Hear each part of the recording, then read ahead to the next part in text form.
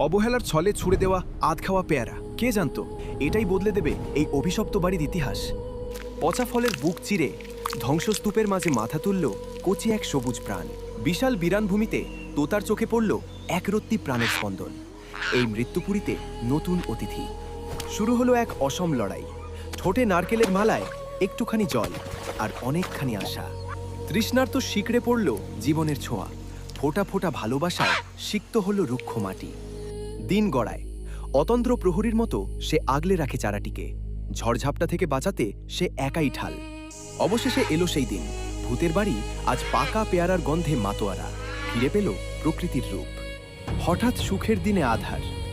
বুনো হনুমানের দল মুহূর্তে তছনছ করে দিল তার সাধের বাগান। চোখের সামনে শুধুই ধ্বংসলীলা। ভাঙা ডাল দেখে বুকটা ফেটে গেল কান্নায়। সব কি শেষ? না, হার মানল না সে। চোখের জল মুছে এবং সে